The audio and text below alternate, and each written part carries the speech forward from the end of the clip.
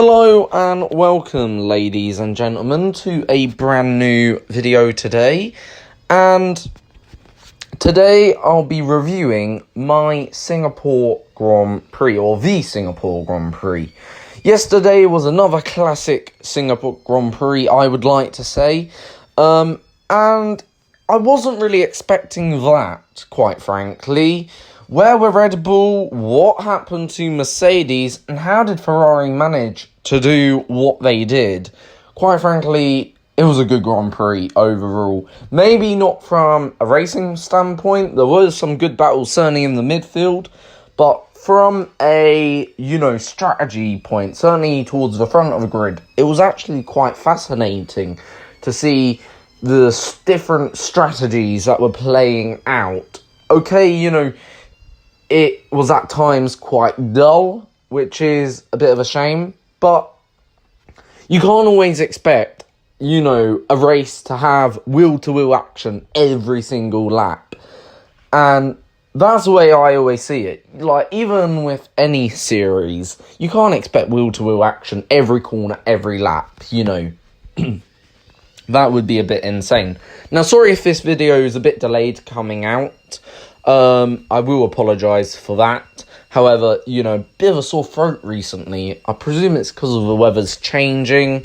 Quite frankly, it's getting a bit colder. So, obviously maybe something to do with that. So I do apologise pre-advance. So let's start, like always, with our race winner, Sebastian Vettel. Vettel officially wins a race in 2019, by the way.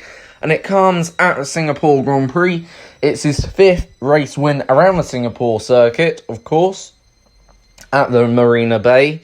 And quite frankly, yes, okay, some will argue that he was given preferential treatment when it came to the pit stops. But I don't think Ferrari thought for 1 second, that Vettel would be able to perform a undercut on Leclerc. I think, they knew maybe there was a possibility of getting Hamilton, but I don't think they thought that, Leclerc was at threat of actually being undercut by his teammate. And Vettel just pulled off an astonishing outlap, and, the undercut was really, really powerful, and I think, in a way, Ferrari misjudged that to a degree. Plus, also, I think the pit stop window opened up for Vettel behind him, just like it did for Max, and they made a last-minute call, box, fair enough, and, basically, they went with the strategy, and it worked for Vettel, and Vettel also made it work. But, look, even if we take that out of the equation, that pit stop, okay, maybe strategy that certainly worked out for Vettel, didn't work out for Leclerc. Vettel did have good pace overall this weekend, and he looked much happier and maybe more comfortable, weirdly, with the car. Like, look at his Q3 lap, the first lap in Q3 from him. He was like 3/10 up on his teammate overall.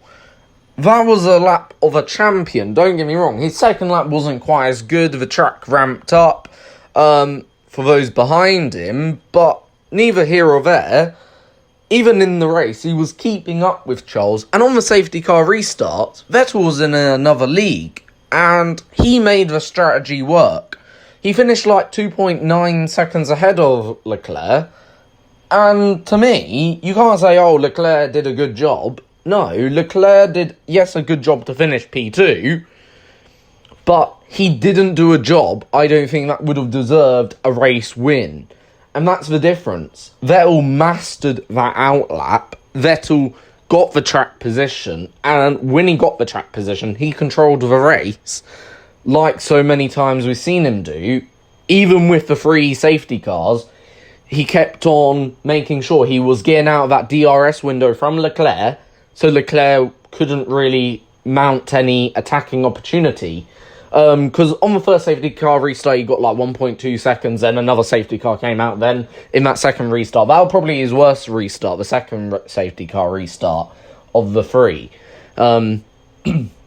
He pulled out a gap, I think, to only 9/10, and then in the third safety car restart, he pulled out a gap to like 2.4 seconds with 10 laps to go. So, for me, Vettel did do a good job out on track. He made the strategy work. He did have genuine good pace compared to Charles Leclerc, maybe better pace, if anything.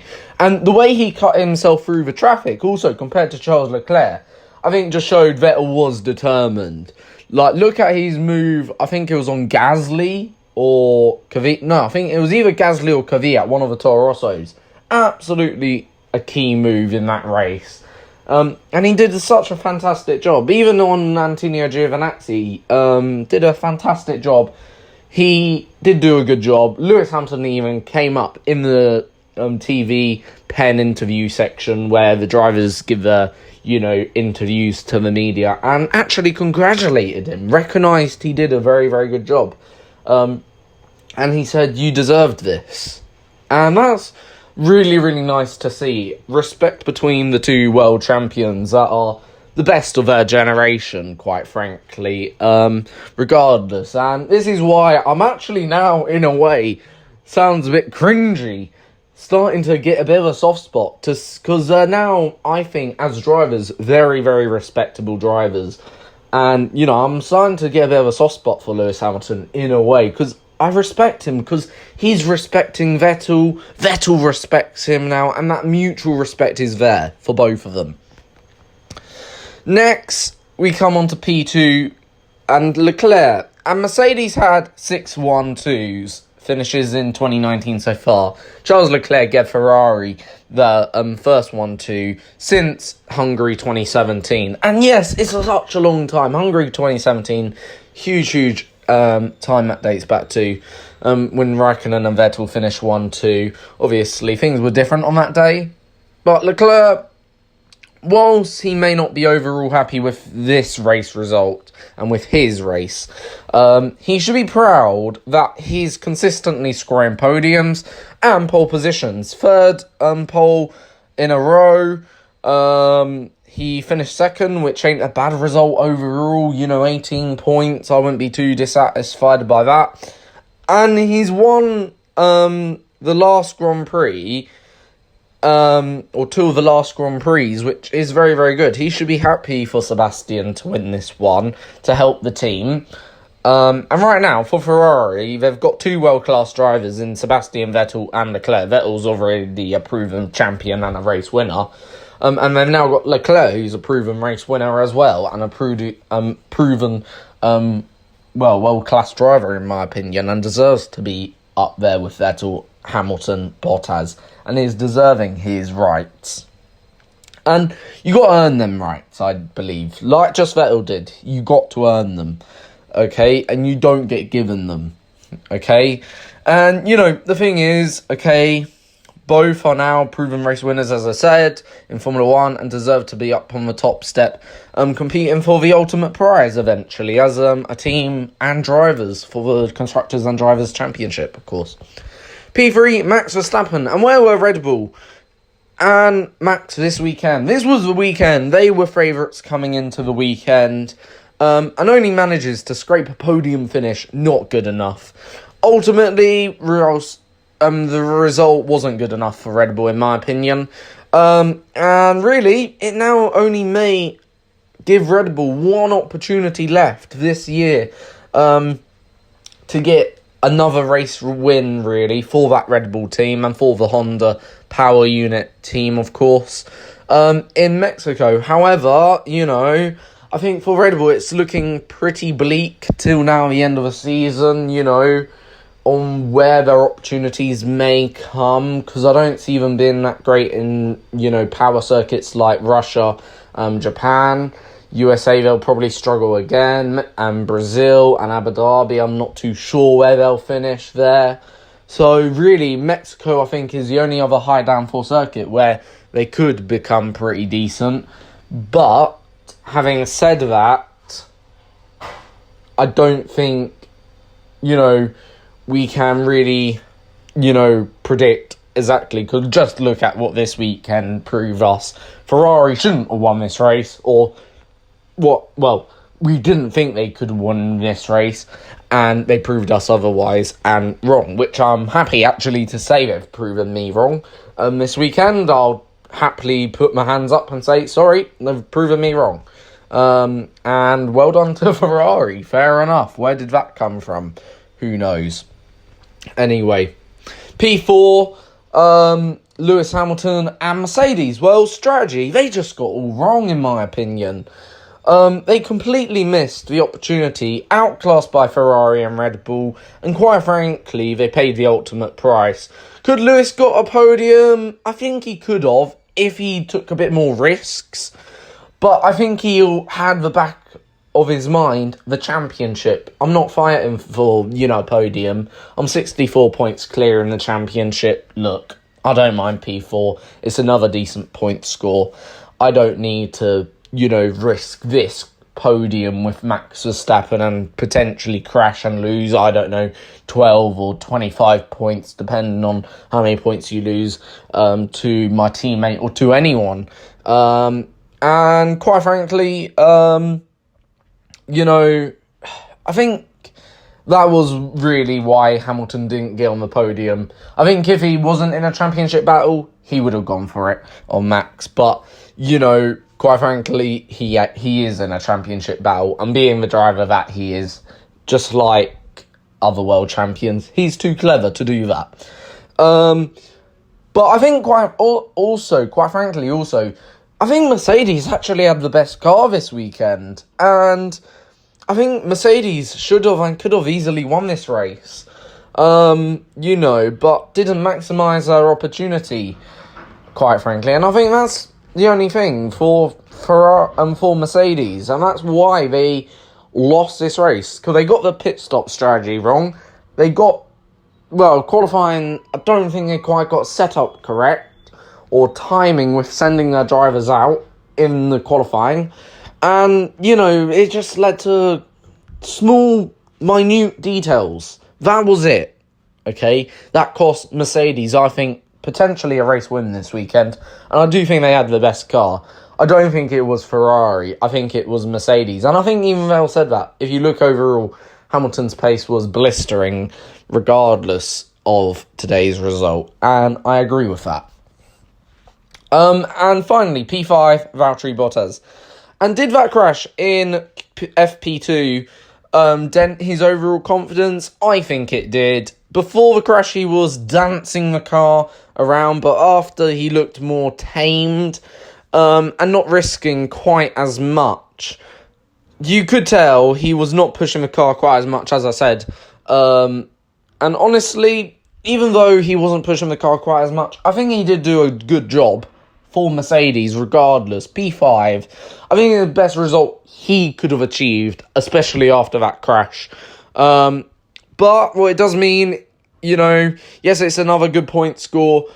Well, okay point score, P5. But he's now 64 points behind Lewis Hamilton in the drivers' standings. Coming into the race, he was 62. Now he's 64. And that gap's just increasing all the time, for Hamilton. And, I'm not going to change my mind who's going to win the championship. Most likely will be Hamilton. I've got no doubt about that, really. But, obviously, the gap back to Bottas, is increasing. And in fact, 3 of the drivers, Vettel, Leclerc, and Verstappen, are actually closing in quite rapidly on Bottas. So, I hope, I'm not saying I hope not, but, I think he will be hoping not, that them drivers sort of slow down a little bit for the next few races, and he can score a few better points in the next few races. Now, just a quick mention to other drivers who I believe had a good day yesterday. Alex Albon, P6, not a bad result for the Red Bull around a new circuit for him, Singapore. Lando Norris, P7, what an amazing result in the McLaren, really, really good for him. And Pierre Gasly, even though he wasn't having quite the level of success at Red Bull, he's doing fantastic at Toro Rosso. I think he's had 3 points finishes now out of the first 3 races for Toro Rosso. Like, I'm not saying he deserves to be back in the Red Bull, but he's doing a fantastic job right now for Toro Rosso. And yeah, you know, quite frankly, I don't know. It's a very bizarre situation. Like, you know, realistically, is it driver performance? Is Gasly actually good enough for Red Bull? Was he demoted wrongly or chucked out of Red Bull wrongly? I don't know. I'm now starting to question Red Bull's decision to promote Albon and demote Gasly to a degree. I don't think, though, Gasly would have got podium. I don't think Gasly would have actually done a better job than Albon. But, you know, the point is, like, I don't know. I can't really have many more complaints for Gasly at the moment. I can't say Gasly's doing a bad job in Toro Rosso. And in fact, Toro Rosso is a slower car than Red Bull. So, yeah, he's doing a fantastic job in that Toro Rosso so far. Really is. So, yeah, you know, bit of an odd one. Bit of a very odd scenario. Anyway, thank you for watching. Hope you've enjoyed this race review. I'll be back next week with another race review for, in fact, the Russian Grand Prix. Hopefully it'll be a good one. I don't think during our time that Formula 1's been going to Russia, there's been ever a good Russian Grand Prix, which I hope will change this year. I hope there'll be an absolute thriller of the race. But, like we've seen in previous years, Russia's just a weird circuit for Formula 1. It doesn't really deliver great racing for whatever reason. But hopefully this year it will. That will change. And hopefully it'll be a much more watchable Grand Prix. But anyway, thank you for watching. See you all next time for another race review. I'm your host, Julian. Please subscribe, like and share. See you all next time.